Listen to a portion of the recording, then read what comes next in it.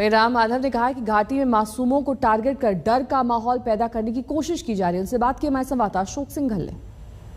कश्मीर में जिस ढंग से टारगेट किलिंग हो रही है उस पर बात करने के लिए हमारे साथ मौजूद हैं आरएसएस सीनियर लीडर और जम्मू कश्मीर के प्रभारी रहे राम माधव जी। राम माधव जी, एक काफ़ी समय के बाद ये चीज़ें सामने आई हैं। बीच में पीसफुल था, शांति थी। धारा 370 के बाद तो और कहा जा रहा था कि चीज़ें बदल गई हैं, लेकिन अचानक एक टारगेट किलिंग वहाँ शुरू हो गई है। कुछ खास तबके के लोगों को जो कश्मीरी नहीं है, जो वहाँ काम करने के लिए गए, उनको टारगेट किया जा रहा है। किस ढंग से देखते हैं, क्या वजह है इसके पीछे?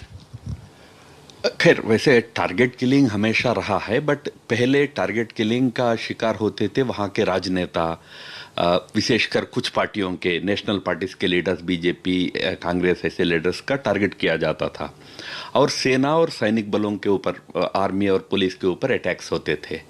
इस समय क्योंकि सुरक्षा व्यवस्था इतना पुख्ता हो गया, इतना स्ट्रांग हो गया वहाँ, इस प्रकार कोई हाई प्रोफाइल टारगेट्स को अटैक करना बिल्कुल आतंकवादियों के लिए संभव नहीं हो रहा है।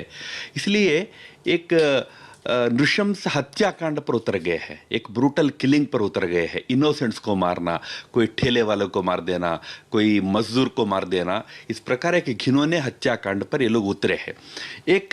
एक नया तरीका उन्होंने अपनाया डर फैलाने का। इसका सिक्योरिटी फोर्सेस के लिए एक नया चैलेंज है, यानी एक टैक्टिक बदला है।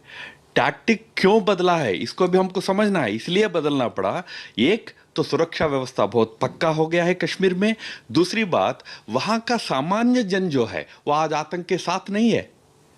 इसलिए कैसा भी करके एक भय का माहौल पैदा करो, उसमें से कुछ लोग रोते हैं, रिफ्रैफ होता है, उनका सहारा लेकर इस प्रकार हत्याकांड करो। ये नए साजिश पर आईएसआई चल रहा है। लेकिन लोकल लोग कम हैं इसमें, ज़्यादा जो बाहर के लोग काम करने के लिए गए हैं, बिहार से, यूपी से, उन लोगों को ज़्यादा टारगेट किया जा रहा है। नहीं, बिल्कुल वही तो मैं कह रहा हूँ।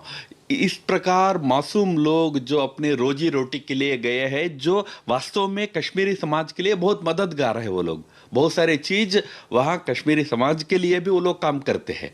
ऐसे लोगों को टारगेट करना एक तो एकदम कायरपन है, और दूसरा इसका उद्देश्य साफ है कि भय का माहौल पैदा करो, एक पलायन का एक माहौल पैदा करो, और उसमें से फिर से एक आतंक का माहौल फिर से बढ़ाने का कोशिश करो।